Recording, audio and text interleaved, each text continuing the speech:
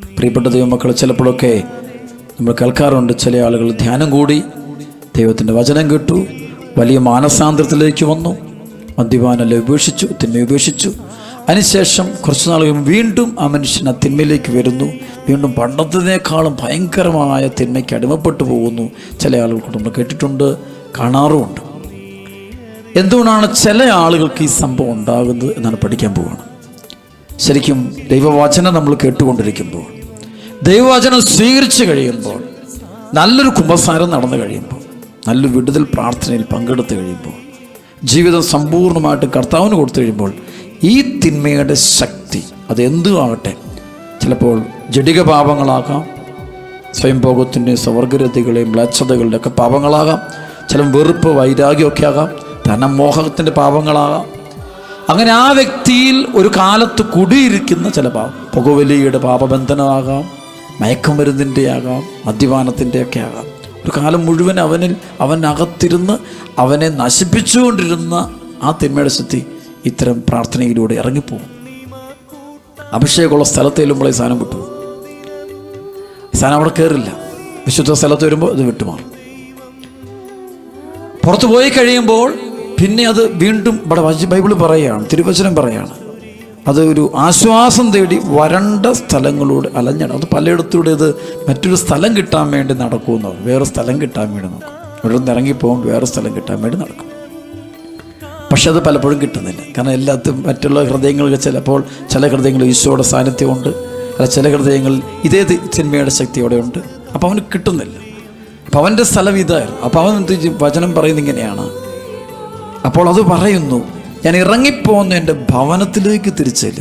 ഞാൻ എവിടെ നിന്നാണോ ഇറങ്ങിപ്പോയത് അവിടേക്ക് തന്നെ തിരിച്ചില്ല. ചില ബന്ധങ്ങൾ ഇറങ്ങിപ്പോയതാണ്, അത് തിരിച്ച് വീണ്ടും ആ ബന്ധങ്ങൾ കയറി വരിക. ചില ദുശീലങ്ങൾ തിരിച്ച് കയറി വരാൻ ആഗ്രഹിക്കും, വീണ്ടും ആ ഭവനത്തിലേക്ക്. കാരണം അവന് ഇഷ്ടപ്പെട്ട ഭവനം അവിടെ തന്നെ അവിടെ കയറി പറ്റാൻ വേണ്ടി നോക്കും, തിരിച്ച് കയറി. അതാണ് ധ്യാനം കഴിയുമ്പോൾ നമ്മൾ പറയാറുണ്ട്, പ്രാർത്ഥന, ഉപവാസം, പള്ളിപ്പോണം, കുമ്പസാരിക്കണം, വചനം വായിക്കണം, കുടുംബ ബന്ധങ്ങൾ, സ്നേഹം വേണം ഒക്കെ പറയുന്ന അർത്ഥം എന്ന് വെച്ച് കഴിഞ്ഞാൽ, ഇത് ചെയ്യുന്നില്ലെങ്കിൽ ഇത് തിരിച്ച് കയറി വരാൻ ഒരു ശ്രമം നടത്തുമെന്ന് ബൈബിൾ പറയുന്നു. തിരിച്ച് വീണ്ടും അവനെ തന്നെ അത് വേര് പിടിപ്പിക്കാൻ, ആ മണ്ണിൽ തന്നെ അതിന് ജീവിക്കാൻ, നമ്മൾ ഒരാളെ കുടി ഒഴിപ്പിച്ച് കഴിയുമ്പോൾ വീണ്ടും അവിടെ തന്നെ കുടിയിരിക്കാൻ അവൻ കയറി വരുമെന്ന് പറയുകയാണ്. അത് മടങ്ങി വരുമ്പോൾ ആ സ്ഥലം ആളൊഴിഞ്ഞും അടിച്ചു വാരി സജ്ജീകരിക്കപ്പെട്ടും കാണും. ധ്യാനം കൂടിയിരിക്കുന്ന നല്ല ഹൃദയം, ആളൊഴിഞ്ഞ്, അവിടെ ആരുമില്ല, അതേസമയം നന്നായിട്ട് ക്ലീൻ ചെയ്ത് വൃത്തിയാക്കി വെച്ചിട്ടുണ്ട്. അവിടെ വളരെ വ്യക്തം ആളൊഴിഞ്ഞ് നിൽക്കുന്നു, അവിടെ ആരും ഇല്ലാത്ത വീട്, പക്ഷെ വൃത്തിയാക്കി വെച്ചിരിക്കുന്നു, കയറാൻ പറ്റത്തില്ല. പണ്ടാണ് കുറച്ച് തിന്മ ചീഞ്ഞതൊക്കെ ഉണ്ടായിരുന്നു, അപ്പോൾ ഇപ്പോൾ ഒന്നും ഇല്ല. പക്ഷേ കയറി വരാൻ പറ്റത്തില്ല, അശുദ്ധമായി. അവിടെ ഇപ്പോൾ ശവമുള്ളിടത്താണ് കഴുകന്മാർ വരുന്നത്. അപ്പോൾ പാപമൊന്നുമില്ല, ഇപ്പം നല്ല വൃത്തിയാണ്, നല്ല ആത്മീയമായിട്ട് ഒരു കുഴപ്പം. പക്ഷേ അവിടെ ഒരു ആളൊഴിഞ്ഞ് എന്നൊരു വാക്ക്, ആളൊഴിഞ്ഞ്, ആരുമില്ല, എന്നാൽ ക്ലീനാണ്, ശൂന്യമായിട്ട് കിടക്കുകയാണ്. അപ്പോൾ അത് പുറപ്പെട്ട് ചെന്ന് തന്നേക്കാൾ ദുഷ്ടരായ 7 ആത്മാക്കളെ കൂടി, 7 എന്നുള്ള ബൈബിളിൽ പൂർണ്ണതയുടെ അടയാളം, പവർ, ദൈവത്തിൻ്റെ മഹത്വം. 7 കൂദാശകളെന്ന് പറയാറുണ്ട്, 7 അടയാളങ്ങൾ യോഹന്നാൻ്റെ സുവിശേഷത്തിൽ പറയുന്നുണ്ട്. ഈശോ കുരിശിൽ കിടന്ന 7 വാക്ക്, പൂർണ്ണത, ഈശോ വചനത്തിൻ്റെ പൂർണ്ണത, എല്ലാത്തിൻ്റെയും പൂർണ്ണത യേശുവില്ല. ഫുൾനെസ് ഓഫ് ഗോഡ്സ് റെവലേഷൻ, ദൈവത്തിൻ്റെ വെളിപാടിൻ്റെ പൂർണ്ണത മുഴുവൻ യേശു നിലനിൽക്കുന്നു. ഇവിടെ കാണുന്ന ദുഷ്ടാരൂപികൾ 7 എണ്ണത്തിനെ കൊണ്ടുവരുന്നു. എന്ന് വെച്ചാൽ അത് മുഴുവൻ ശക്തികളോടും കൂടി അത് കയറി വരികയാണ്. കയറി വരാൻ പറ്റുന്നതിൻ്റെ കാരണം ഇവിടെ ആളൊഴിഞ്ഞ് അവിടെ ശൂന്യമായിട്ട് കിടക്കുകയാണ്. ധ്യാനം കഴിഞ്ഞു, പ്രാർത്ഥന, ആ ധ്യാനിച്ചുകൊണ്ട് ഭയങ്കര ഉള്ളിൽ പ്രയറുണ്ടായിരുന്നു, വചനവായന ഉണ്ടായിരുന്നു, സ്തുതിപ്പുണ്ടായിരുന്നു, പാട്ടൊക്കെ പാടുമായിരുന്നു, കുർബാന സ്വീകരണം, കുമ്പസാരൊക്കെ, ധ്യാനം, ആ നാളുകളുണ്ട്. ഇതങ്ങ് നിർത്തി, ആളില്ല, പിന്നെ അവിടെ ആരുമില്ല, വെറുതെ കിടക്കുന്ന പള്ളി പോലെ ശൂന്യമായിട്ട് കിടക്കുക. അപ്പോൾ അതിനകത്ത് കയറി പറ്റാനുള്ള വഴിയുണ്ട്. അവിടെ ദൈവ സാന്നിധ്യമില്ല, എല്ലാം വിട്ടു. ആദ്യം ഉണ്ടായത്, പിന്നെ ആരുമില്ല, പക്ഷെ എല്ലാം ക്ലീനൊക്കെ, പാപം ചെയ്തു, പക്ഷേ ഇല്ല. അപ്പോൾ അശുദ്ധരായ ആളുകൾ കൂട്ടിക്കൊണ്ട്, അപ്പോൾ മദ്യപാനത്തിൻ്റെ ഒരു പിശാച് അത് തിരിച്ച് ആ മദ്യപാനെ ആക്കിയപ്പോൾ വീണ്ടും മദ്യം അത് കൊണ്ടുവരാൻ വേണ്ടി 6-7 പേരെയും കൂട്ടിക്കൊണ്ടുവരിക. അതാക്കി ചിലപ്പോൾ ഒരു 6-7 അവൻ്റെ കൂട്ടുകാർ തന്നെ അവനെ നിർബന്ധിക്കുന്നു, ആ കൂട്ടുകാരിലൂടെ തന്നെ ഈ സാധനകത്ത് കയറി വേര് പിടിക്കുന്നത് കാണാൻ പറ്റും. ചില തെറ്റായ സ്നേഹബന്ധങ്ങൾ, അത് ആ കൊച്ച് അല്ല മോൻ അല്ല മോള്, അവള് തന്നെ അവളുടെ കൂട്ടുകാരൊക്കെ കൂട്ടിക്കൊണ്ട് വന്ന് ഇവനിൽ ഹൃദയത്തിൽ കയറി പറ്റുന്ന കാണാൻ പറ്റും. അത് ചിലപ്പോൾ ഫിലിമുകൾ, അപ്പോൾ അവൻ്റെ കൂട്ടുകാരെ ഒരു 6-7 എണ്ണത്തിനും കൂടി കൂട്ടിക്കൊണ്ട് വന്നിട്ട് ഇവൻ്റെ ഹൃദയം ഇവനെടുത്ത് കളഞ്ഞതാണ്. വീണ്ടും അതിനകത്ത് അവർ കയറി എങ്ങനെയെങ്കിലും എന്തെങ്കിലുമൊക്കെ പറഞ്ഞ് ന്യായങ്ങൾ പറഞ്ഞ് തെറ്റായ ബോധ്യങ്ങൾ തലയെ കൊടുത്ത് ഇതിനൊന്നും ആവശ്യമില്ലെന്ന് പറഞ്ഞു കൊടുത്ത് അകത്ത് കയറിക്കുക.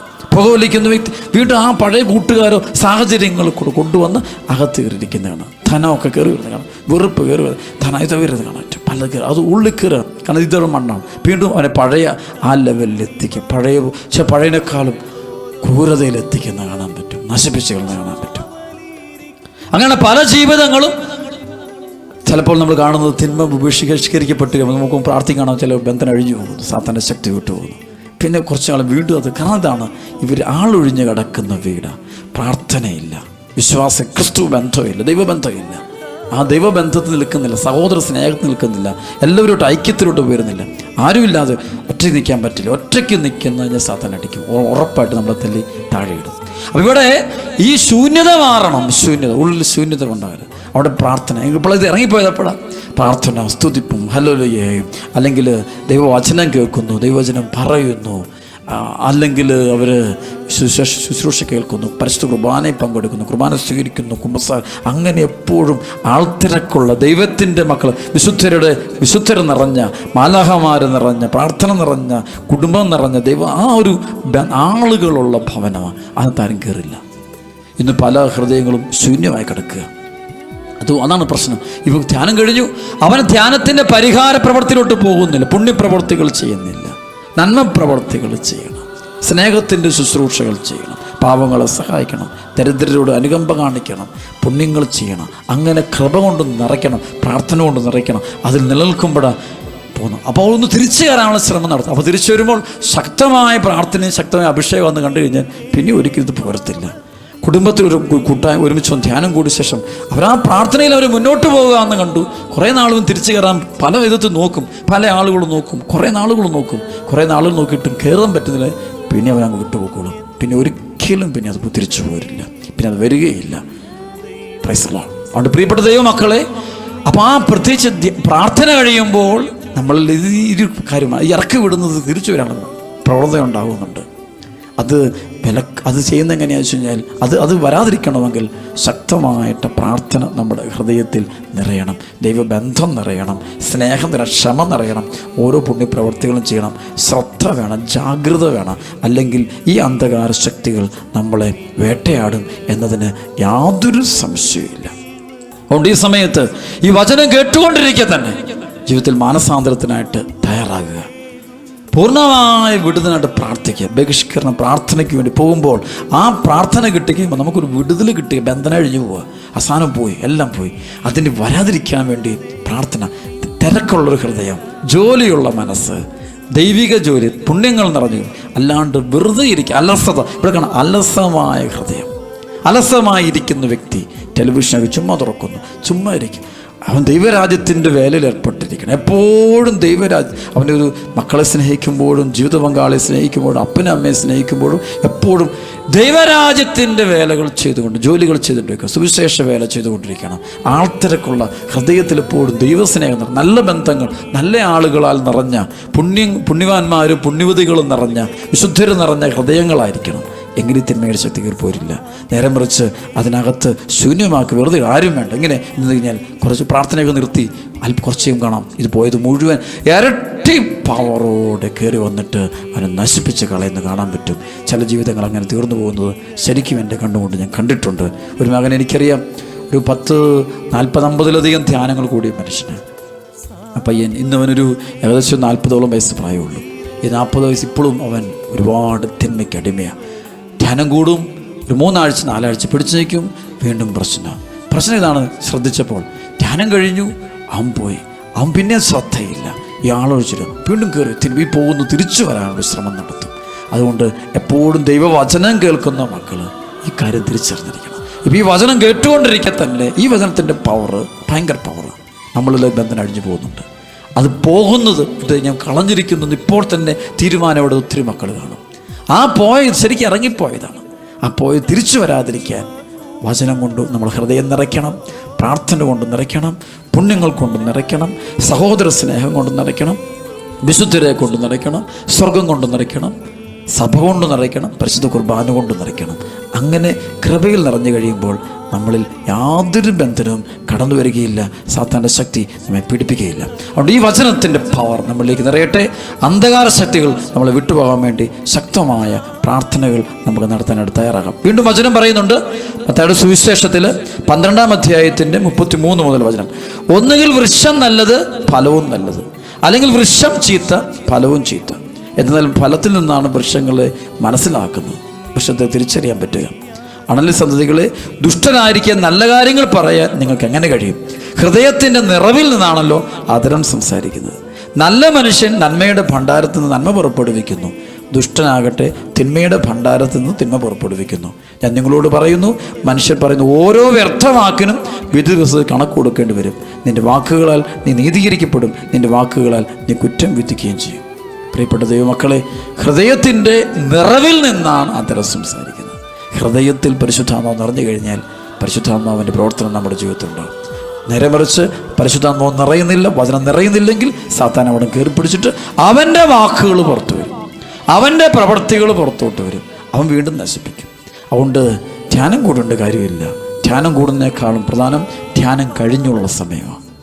വളരെ സൂക്ഷിക്കേണ്ടത് ധ്യാനം. ഇപ്പോൾ ഒരു രോഗി ഹോസ്പിറ്റലിലായിരിക്കുമ്പോൾ പേടിക്കേണ്ട കാര്യമില്ല, കാരണം അവനെ ചികിത്സിക്കാൻ വേറെ മാർഗങ്ങളെല്ലാം ഉണ്ട്. ഹോസ്പിറ്റലിൽ അവന് റെസ്റ്റ് എടുക്കാൻ പോകുന്ന സമയം വളരെ സൂക്ഷിക്കേണ്ട സമയമാണ്. കാരണം ആ സമയത്ത് പഴയ രോഗാണുക്കൾ പുറത്ത് നിൽപ്പുണ്ട്, ഹോസ്പിറ്റലിൽ പുറത്ത് ആ രോഗാണുക്കൾ നിൽപ്പുണ്ട്, എല്ലാം നിൽപ്പുണ്ട്. അത് വീണ്ടും കയറി വരാനുള്ള സാധ്യത ഏറെയുണ്ട്, വലിയ സാധ്യതയാണ്. അപ്പം അതുകൊണ്ട് ഇവിടെ ശരിക്കൊരു മാനസാന്തരം ഉണ്ടാകണം.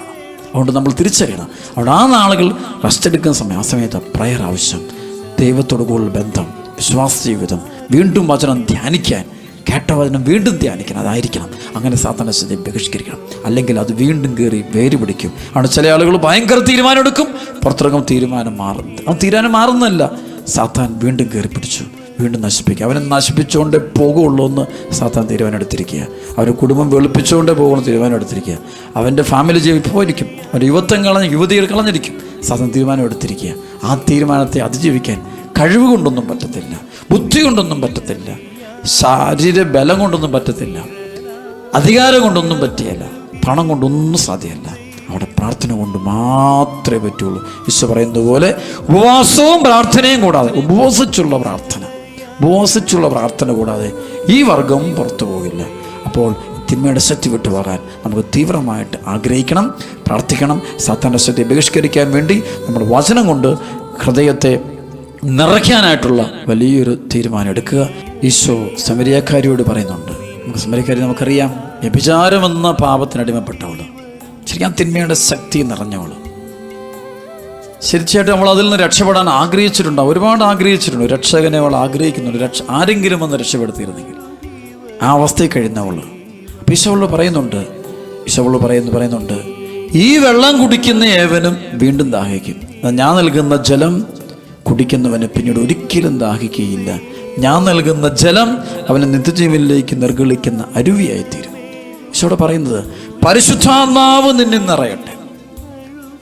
പരിശുദ്ധാത്മാവ് നിറഞ്ഞു കഴിയുമ്പോൾ ഒരാളുണ്ട്, ത്രിത്വത്തിലെ മൂന്നാമത്തെ ആളായ പരിശുദ്ധാത്മാവ് ഹൃദയത്തിലുള്ളപ്പോൾ പിന്നെ അവിടെ സാത്താന് കയറാൻ പറ്റത്തില്ല. ഇവിടെ ആളൊഴിഞ്ഞ് കിടക്കുന്ന ഹൃദയം, ശൂന്യമായിട്ട് കിടക്കുന്ന ഹൃദയം, പരിശുദ്ധാത്മാവില്ലാത്ത ഹൃദയം, അവിടെയാണ് സാത്താൻ കയറുന്നത്. അതുകൊണ്ട് വിശുദ്ധീകരിക്കപ്പെട്ടിട്ട് കാര്യമില്ല, അവിടെ അഭിഷേകം കൂടെ കിട്ടണം. വിശുദ്ധീകരണവും ശക്തീകരണവും നടക്കണം, അഭിഷേകം നിറയണം. ഇവിടെ സംഭവിക്കുന്നത് കാണാൻ പറ്റും. അവൾ പരിശുദ്ധാത്മാവിൽ നിറയുമ്പോൾ, ഈശോയുടെ സാന്നിധ്യം, ഈശോയിലൂടെ പരിശുദ്ധാത്മാവിൽ അവൾ നിറഞ്ഞു കഴിയുമ്പോൾ അവളുടെ ആ തിന്മയുടെ ശക്തി വിട്ടുപോകും. അന്ധകാരം എന്നേക്കുമായിട്ട് വിട്ടുപോകും, പിന്നെ ഒരിക്കലും വരുന്നില്ല. കാരണം അവളുടെ ഉള്ളിൽ ഈശോ നിറഞ്ഞു, അവളുടെ ഉള്ളിൽ പരിശുദ്ധാത്മാവ് നിറഞ്ഞു, ദൈവം നിറഞ്ഞു കഴിഞ്ഞപ്പോഴേക്കും പിന്നെ ആ അന്ധകാര ശക്തി തിരിച്ചു വരാൻ നോക്കിയിട്ടുണ്ടാവും തീർച്ചയായിട്ടും. പക്ഷെ വരുമ്പോൾ ഇവിടെ ആളുണ്ട്, ഈശോയുണ്ട്, പരിശുദ്ധ ത്രിത്വത്തിൻ്റെ സാന്നിധ്യമുണ്ട്, പരിശുദ്ധാത്മാവിൻ്റെ സാന്നിധ്യമുണ്ട്. അവൾ ദൈവമുണ്ട്, ദൈവ സാന്നിധ്യത്തിൽ അവൾ ദൈവത്തെ ആരാധിച്ചുകൊണ്ടിരിക്കുന്നവളായിട്ട് മാറുകയാണ്. ആ ദൈവാരാധനയെ കുറിച്ച് അവൾ വചനത്തിൽ പറയുന്ന പോലുണ്ട്. അപ്പോൾ അങ്ങനെ ഇരിക്കുമ്പോൾ പിന്നെ അതിന് വരത്തില്ല, കയറി വരാൻ പറ്റത്തില്ല, അത് വിട്ടുപോവുക. പിന്നെ എന്നേക്കുമായിട്ട് പിന്നെ ഒരിക്കലും അവൾ ആ തിന്മയിലേക്ക് പോരുന്നില്ല. ശരിക്കും പരിശുദ്ധാത്മാവ് നമ്മളിൽ നിറയണം. അരൂപി നിറഞ്ഞു കഴിയുമ്പോൾ ഈ അന്ധകാര ശക്തി പിന്നെ ഒരിക്കലും നമ്മളിൽ പ്രവേശിക്കത്തില്ല. ആണ് ഈശോ പറയുന്നത്, പരിശുദ്ധാത്മാവ് വന്നു കഴിയുമ്പോൾ നിങ്ങൾ ശക്തി പ്രാപിക്കും. അരൂപി വരും. ത്രിത്വത്തിലെ മൂന്നാമത്തെ ആളായ പരിശുദ്ധാത്മാവ് നിങ്ങൾ നിറഞ്ഞു കഴിയുമ്പോൾ നിങ്ങൾ ശക്തി പ്രാപിക്കപ്പെടുക. You are powerful. അപ്പോൾ ശക്തി എന്താണ്? ഈ തിന്മയുടെ ശക്തികൾ ബഹിഷ്കരിക്കാനുള്ള പവർ കിട്ടുക. ഈശോയുടെ അടുത്ത് സാത്താൻ വന്ന് പ്രലോഭിപ്പിക്കുന്നുണ്ട്. 3 പ്രലോഭനങ്ങൾ. ആ 3 പ്രലോഭനങ്ങളുടെ സമയത്ത് ഈശോ സാത്താനെ ബഹിഷ്കരിക്കുന്നതാണ്. എന്തുകൊണ്ടാണ്? Is powerful. ഈ പവർഫുൾ എങ്ങനെയാണ്? ശരീരത്തിൻ്റെ പവറല്ല, ബുദ്ധിയുടെ പവറല്ല, കഴിവല്ല. അരൂപിയുടെ ശക്തി പരിശുദ്ധാത്മാവ് പ്രവർത്തിക്കുകയാണ്. സ്പിരിറ്റ് ഓഫ് ദ ലോർഡ്, കർത്താവിൻ്റെ ആത്മാവ് പ്രവർത്തിക്കുകയാണ്. അപ്പോൾ ഈ വചനം കേട്ടുകൊണ്ടിരിക്കുക നമ്മളിൽ നിറയേണ്ടത് പരിശുദ്ധാത്മാവാണ്. അപ്പോൾ ഈ അരൂപി നിറഞ്ഞ ഹൃദയം ദൈവം നിറഞ്ഞ ഹൃദയമാണെങ്കിൽ ഈ പോകുന്ന തിന്മയുടെ സ്ഥിതി ഒരിക്കലും തിരിച്ചു വരില്ല. അപ്പോൾ ഒരു ധ്യാനാവസരം വചനം കേട്ടുകൊണ്ടിരിക്കുമ്പോൾ ഒന്ന് ഇതിനെ ഇറക്കി വിടണം. തിന്മയുടെ സത്യം നമ്മൾ പുറത്തു പോകണം. രണ്ടാമതായിട്ട് പരിശുദ്ധാത്മാവിൽ നമ്മൾ നിറയണം. അഭിഷേകം കൊണ്ട് നിറയണം. പ്രാർത്ഥന കൊണ്ടും വചനം കൊണ്ടും നമ്മൾ നിറയ്ക്കണം. അപ്പോൾ നമ്മൾ പവർഫുള്ളാവുക. അപ്പോൾ നമുക്ക് ഇവയെ ബഹിഷ്കരിക്കാൻ പറ്റുക. പിന്നെ അതൊരിക്കലും വരില്ല. പല കുടുംബങ്ങളിലും ഈ തിന്മയുടെ സ്ഥിതി വിട്ടുപോകുന്നില്ല. പല വ്യക്തികളിലും വിട്ടുപോകുന്നില്ല. കാരണം അവരുടെ ഹൃദയത്തിൽ ദൈവാത്മാവ് നിറയുന്നില്ല, ഈശോ നിറയുന്നില്ല, ത്രിയേക ദൈവം നിറയുന്നില്ല, കൃപ നിറയപ്പെടുന്നില്ല. അതുകൊണ്ട് വീണ്ടും ഇതിന് കയറി വരാൻ പറ്റും. അതുകൊണ്ട് ഈ സമയത്ത് ശക്തമായ പ്രാർത്ഥന നമുക്ക് നടത്താം. ദൈവമേ, ഈ അന്ധകാര ശക്തികളെ തോൽപ്പിക്കാനുള്ള കൃപ തരണേ, കരുത്ത് തരണമെന്ന് പ്രാർത്ഥിക്കുക. ഹൃദയത്തിൽ നിന്നുള്ള ബന്ധനം അഴിച്ചുകളെ പ്രാർത്ഥിക്കുക. വീട്ടിൽ നോക്കി കട്ടഴിഞ്ഞു പോട്ടെ, സാത്താൻ തിന്മയുടെ ശക്തി വിട്ടുപോകട്ടെ. എന്നിട്ട് പ്രാർത്ഥനയുടെയും വിശ്വാസത്തിൻ്റെയും ദൈവസ്നേഹത്തിൻ്റെയും ഭവനങ്ങളായിട്ട് വീടുകൾ മാറട്ടെ. വീട്ടിൽ പ്രാർത്ഥന ഉണ്ടാകട്ടെ. വീണ്ടും അവിടെ തിന്മയുടെ ടെലിവിഷനുകൾ ഓപ്പണാക്കി വെച്ച് കഴിയുമ്പോഴേക്കും വീണ്ടും കയറി വരും. കാരണം എന്താ? പ്രാർത്ഥനയില്ലെങ്കിൽ പിന്നെ ഇതിൻ്റെ പുറകെ പോയേ പറ്റും. പലതിൻ്റെയും പുറകെ പോകണം. ദൈവ അത്രിത്വത്തിൻ്റെ സാന്നിധ്യം കിട്ടുന്നില്ലെങ്കിൽ പിന്നെ മുന്നോട്ട് പോകില്ല. അതുകൊണ്ട് തിന്മയുടെ ശക്തികളെ പുറത്താക്കാം, പരിശുദ്ധാത്മാവിൽ നിറയാം, കൃപയാൽ നിറയപ്പെടാം. ദൈവം നമ്മെ അനുഗ്രഹിക്കട്ടെ. ആമേൻ.